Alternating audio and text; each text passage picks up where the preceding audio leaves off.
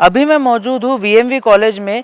यहाँ पर गजेंद्र आसुरकर सर जो एचओडी है एआई के आरटीएम यूनिवर्सिटी में, और साथ ही साथ वीएमवी कॉलेज के प्रिंसिपल जो कि है अभय मुदगल सर, इनसे हम लोग जानने की कोशिश करेंगे, क्योंकि ये यहाँ पर एआई के बारे में बच्चों को जागरूक करने की कोशिश कर रहे हैं, उनको एनकरेज करने की कोशिश कर रहे हैं कि सब लोगों ने एआई सीखना चाहिए और किस तरीके से एआई हमारी लाइफ को आसान बना सकता है। यहाँ पे ये जो इवेंट ऑर्गेनाइज किया गया है यूथ भारती फाउंडेशन के दौर से, अब जानने की इनसे कोशिश करेंगे, देखेंगे कि इस इवेंट में हमको क्या क्या समझने मिलता है, और उसके बाद में हम लोग अभय सर से भी बात करने की कोशिश करेंगे और गजेंद्र सर से भी बात करने की कोशिश करेंगे कि एआई किस तरीके से हम लोगों को डे टू डे लाइफ में काम आ सकता है। हमारे साथ मौजूद है गजेंद्र सर, इनसे बात करने की कोशिश करेंगे कि एआई में क्या डूज़ एंड डोंट्स है। वैसे काफ़ी सारी चीज़ें सर ने हमको बता दी है, बट फिर भी हम लोग ये जानने की कोशिश करेंगे कि एआई जिस तरीके से कितना शक्तिशाली होते जा रहा है, कहीं जो बड़े बड़े साइंटिस्ट है या बड़े बड़े जो बुद्धिजीवी है, उन लोगों ने कहा है कि एआई कहीं पे ह्यूमैनिटी को टेक ओवर कर सकता है। हम लोग सर से जानने की कोशिश करेंगे कि वाकई में ये पॉसिबल है। सर, सबसे पहले बहुत बहुत शुक्रिया, आपने हमारे लिए वक्त निकाला। सर, जैसे आपने अभी अपने स्पीच में बताया कि एआई को अगर हम लोग रैशनली अच्छे से करेंगे तो एआई बहुत काम की चीज़ है, बट सर कहीं पे हम लोग देख रहे हैं कि वॉइस क्लोनिंग टेक्नोलॉजी यूज़ कर कर लोग स्कैम्स कर रहे हैं और ये एआई के थ्रू हो रहा है, तो सर इससे कैसे बचा जा सकता है? एआई जो है, एआई एक परसेप्शन और उस पर होने वाले एक्शन पे डिपेंड करता है। और एआई को लेके मेरा यही मानना है कि जब तक हम एआई को लेके अवेयरनेस लोगों में नहीं लाएंगे, अवेयरनेस सबसे इम्पॉर्टेंट होता है, और अवेयरनेस के लिए आपको सारे लोगों को जागरूक करना पड़ेगा। जैसे कि आपने वॉइस क्लोनिंग के लिए कहा, वॉइस क्लोनिंग या कोई भी चीज़ एआई में तभी हो सकती है जब उसके इक्विवेलेंट चीज़ अपन तैयार कर लेते हैं। तो मेन जो मैं ये लोगों को बोलना चाहूँगा कि आप उसको समझिए कि एआई क्या है। आपके पास जो भी चीज़ आती है, आपको कोई भी चीज़, जैसे मैंने कहा कि परसेप्शन और एक्शन, आपके पास जो भी चीज़ आ रही है तो आप उसको सोच समझकर उस पर निर्णय लें। क्योंकि आप कोई भी चीज़ देख लीजिए, बहुत अगर लुभावनी कोई चीज़ होती है, जैसे आप साइबर फ्रॉड वगैरह देख लेते हैं, तो कोई भी लुभावनी चीज़ होती है तो उसके पीछे का उद्देश्य क्या होता है। और एआई में भी वही है कि वही चीज़ आपको वैसे ही पहुँचे कि जो ज़्यादा लाइक करते हैं।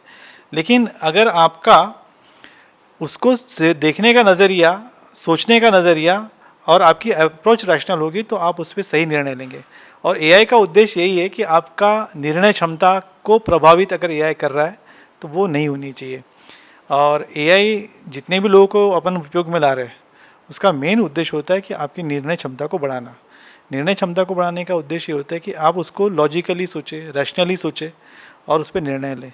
हो सकता है कि बहुत सारी सिमिलरिटीज़ हो सकता है बहुत सारी चीज़ें ऐसी लगे कि वो जो एकदम एग्जैक्ट हो, जैसे डीप फेक वगैरह आजकल आप देखते हैं।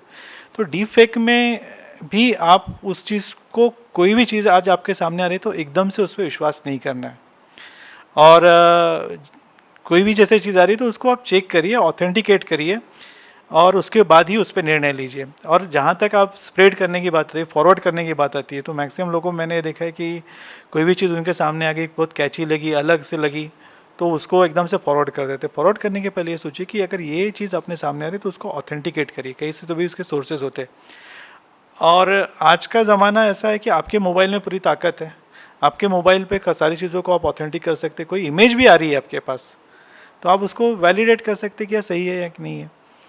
और रहा सवाल आपके ज्ञान का या एआई का, तो एआई तो वैसा ही है, आप कभी भी इंसान से ऊपर नहीं हो सकता है। आज भी अपन गूगल पे रास्ता डालते हैं और रास्ते में एक बार किसी से पूछ लेते हैं कि भैया जगह कहाँ है, क्योंकि अपन टोटल उस पर डिपेंड नहीं करते। तो ये होता है वैलिडेशन। आप गूगल मैप डाल रहे हैं, गूगल मैप में आप डेस्टिनेशन तक जाते हैं, जाने के पहले एक बार आप पूछ लेते हैं किसी व्यक्ति से कि भैया ये जगह कौन सी है। तो आप डेटा तो उनका ले रहे हैं, लेकिन वैलिडेशन आप किसी इंसान से ही करते। तो कोई भी इंफॉर्मेशन आप तक आ रही है जो आपको कैची लगे या जो आपको प्रभावी लगे या ऐसा लगा कि किसी चीज़ को ये इन्फ्लुएंस करती है, उसको वैलिडेट करिए और उसके बाद ही फॉरवर्ड करिए या उस पर एक्शन लीजिए। सर, एक आखिरी सवाल पूछना चाहूँगा मैं आपसे। जैसे आपने कहा कि एआई इतना ज़्यादा पावरफुल नहीं हो सकता कि वो इंसानों को तकलीफ़ दे, बट सर हम लोग देख रहे हैं कि जैसे जापान में एआई इंसानों की जॉब्स तक एक्वायर कर ले रहा है। जापान में एक रेस्टोरेंट है जहाँ पे फुल्ली कंट्रोल्ड एआई जो रोबोट्स है वो लोग काम कर रहे हैं and they are working well. So आने वाले समय में ऐसा कुछ आपको लगता है कि एआई जो है वो इंसानों के लिए जॉब्स के माध्यम से या एम्प्लॉयमेंट के माध्यम से कुछ खतरा हो सकता है? पहली बात तो एआई बहुत पावरफुल टूल है, और लेकिन जिस वे एआई पे अपन काम कर रहे हैं फिलहाल जो काम हो रहा है वो वीक एआई पे होता है। जहाँ तक मेरा सवाल है, किसी भी तरीके से वो कि एआई आने से लोगों के नौकरी पे या जॉब पे ये होगा, ऐसा मैं नहीं मानता। आज से 20-25 साल पहले जब कंप्यूटर्स भी आए थे तो लोगों का यही मानना था कि कंप्यूटर्स लोगों के जॉब खा जाएगा। एआई मूल रूप से अगर हम देखें तो इसका रोल यही है कि ये आपकी मनुष्य की निर्णय क्षमता, क्योंकि एक शब्द होता है इंग्लिश में जिसको बोलते हैं ओमनीसेंट। ओमनीसेंट मतलब हर कोई सर्वज्ञानी नहीं होता है। अगर मैं धर्मपेट क्षेत्र में रहता हूँ तो मेरे को धर्मपेट क्षेत्र के सारे रोड मालूम होंगे, लेकिन अगर मुझे पूर्व नागपुर में जाना है या सक्करदरा साइड में जाना है तो मुझे एआई पे ही डिपेंड करना पड़ता है, गूगल मैप पे डिपेंड करना है। और ऐसे क्षेत्र में अगर एआई आपकी निर्णय क्षमता में काफ़ी कारगर साबित हो सकता है, ये आपके समय को बचा सकता है, आपके अच्छे निर्णय से आपको अच्छी इफिशियंसी भी दे सकता है। तो जहाँ तक उस केस में जहाँ पे बहुत सारी जटिल समस्या होती है जिसको हम बोलते हैं कॉम्प्लेक्स प्रॉब्लम में निर्णय समय की कीमत होती है जो बहुत ही अचूक होना चाहिए, और ऐसे अचूक निर्णय या समयबद्ध निर्णय लेने में एआई का बहुत महत्वपूर्ण रोल होगा। क्योंकि जितना आप अचूक निर्णय लोगे, जितना आप समय के अंदर निर्णय लोगे, वो आपके कारगर साबित होंगे। और जहाँ तक मेरा ख्याल है कि आने वाले समय में भी तो हम वीक एआई में काम कर रहे हैं, लेकिन जब जनरल एआई और स्ट्रॉन्ग एआई आएगी तो हमारी कंपटीशन बहुत जाएगी। और जो हमारा 2047 का विकसित भारत का जो लक्ष्य है, विकसित भारत के लक्ष्य में हमको प्रभावी रूप से खास करके युवाओं को काम करना है, और जितने ही अपने युवा होंगे उनकी स्किल को इन्हांस करने के लिए एआई होता है। एआई किसी भी आपकी जो मौजूदा सिस्टम है उसकी कार्यप्रणाली को काफ़ी हद तक मजबूत करेगा, बढ़ाएगा, क्षमताओं को बढ़ाएगा। जैसे सर ने कहा कि उन्होंने एआई विथ एक्सेल किया है, तो एक्सेल तो उनको मालूम था, लेकिन एक्सेल में जब एआई किया तो उनको मालूम पड़ा कि मैं उसको बहुत अच्छे से इस्तेमाल कर सकता हूँ।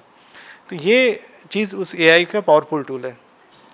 तो एआई किसी तरह से किसी के जॉब को कम नहीं करेगा, उल्टा जितना लोग एआई से जितने जल्दी उसको स्वीकार करेंगे, आगे बढ़ेंगे, उतना ही उनके लिए फ़ायदे का है।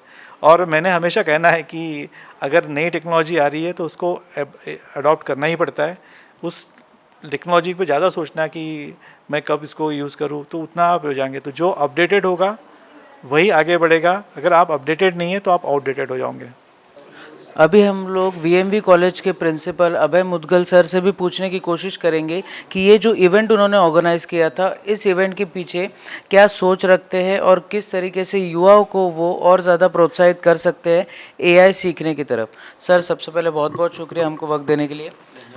सर ये जो आपने इवेंट अभी ऑर्गेनाइज़ किया था, आपने अभी आपको क्या लगता है इस इवेंट से कितने लोग प्रोत्साहित होंगे और कितने युवाओं को आप एनकरेज कर पाएंगे कि वो एआई को और एडॉप्ट करे?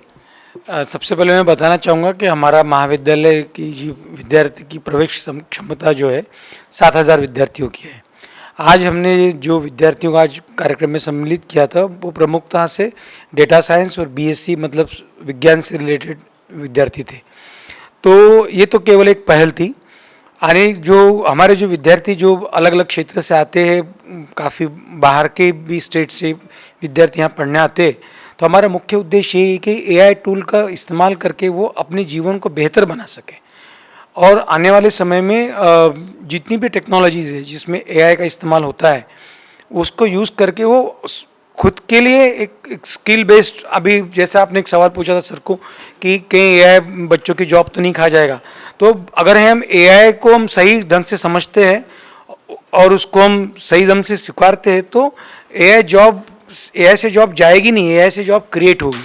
तो ये अवेयरनेस बच्चों में लाने के लिए हमने आज के आयोजन किया था यूथ भारती फाउंडेशन के संयुक्त तत्वाधान से।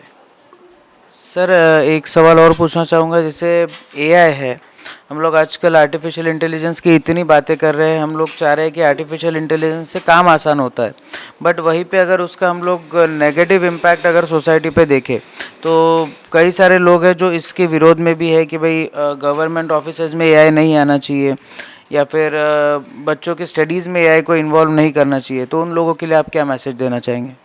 मैं खुद एआई इस्तेमाल करता हूँ, क्योंकि कुछ प्लेटफॉर्म्स है जिसमें एआई हम सच में इस्तेमाल करते हैं। जैसे अभी एमएस एक्सेल में करते हैं कि लैंग्वेज के भी एआई टूल्स होते हैं।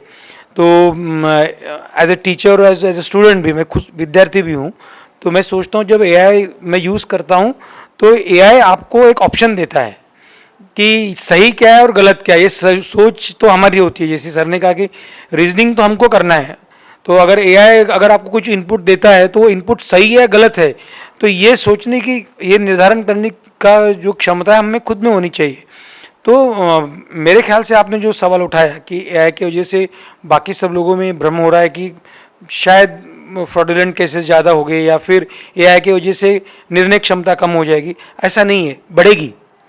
कि फॉर एग्जांपल मैं कोई एक एआई लैंग्वेज का टूल यूज़ कर रहा हूँ तो मुझे समझ में आ जाता है being a professor of language कि नहीं, ये जो सेंटेंस का स्ट्रक्चर है ये एक प्रकार से होता जा रहा है, तो इसमें सुधार लाने की ज़रूरत है।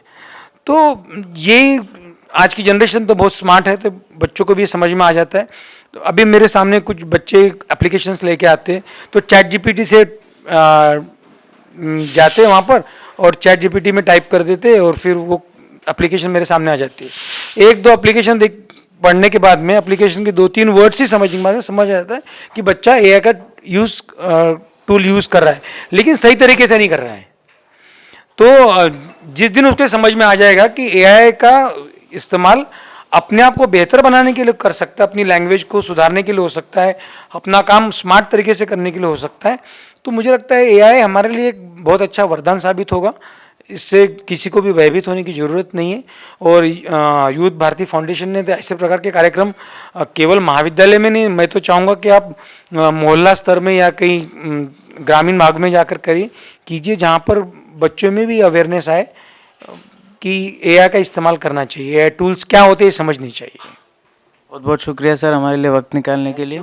अभी हमने जाना अभय मुदगल सर से और गजेंद्र आसुरकर सर से कि किस तरीके से एआई हम लोगों को कितना अपलिफ्ट कर सकता है, हमारा काम कितना आसान कर सकता है, और जो लोगों के मन में धारणा बनी हुई है कि एआई आने से हमारे जॉब चले जाएंगे, हम लोगों के ऊपर में प्रेशर आ जाएगा, अनएम्प्लॉयमेंट हो जाएगा, बट उन्होंने कहा कि अगर एआई को रीजनिंग और सही तरीके से हम लोग हैंडल करें तो एआई बहुत अच्छे से हम लोगों को सपोर्ट कर सकता है।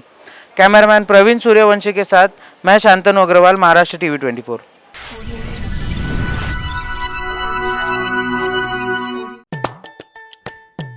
मानवी मनोरा रचण्यासाठी लागतं उत्कृष्ट व्यवस्थापन, नियमांचं पालन आणि उत्तम संतुलन, अन्यथा अपघात होऊ शकतो। त्याचप्रमाणे निसर्गाचं संतुलन बिघडल्याने पर्यावरणाला धोका होऊन भूस्खलन, दरड कोसळणे असे भीषण अपघात होतात। त्यात जीवित व वित्तहानी होऊन अनेकांचे संसार उद्ध्वस्त होतात। हे टाळण्यासाठी निसर्गाचे रक्षण करणे ही आपली जबाबदारी आहे। तसेच डोंगरापासून सुरक्षित अंतरावर वस्ती करणे गरजेचे आहे। भूस्खलन प्रवण क्षेत्रांबाबत कायम सतर्क राहणे आवश्यक आहे। डोंगरावरची झाडे झुकणे, पाण्याखालची माती वाहून जाणे या भूस्खलनाच्या प्रारंभिक खुणा असू शकतात। या संबंधित सूचना संबंधित विभागाला दिल्या पाहिजेत, जेणेकरून जीवितहानी टळू शकेल। निसर्गाचं संतुलन व नियमांचं पालन केल्यानेच आपलं आणि निसर्गाचं रक्षण होऊ शकतं। आपत्ती व्यवस्थापन, आयुष्याचे संवर्धन। आपत्ती व्यवस्थापन, मदत व पुनर्वसन विभाग, महाराष्ट्र शासन।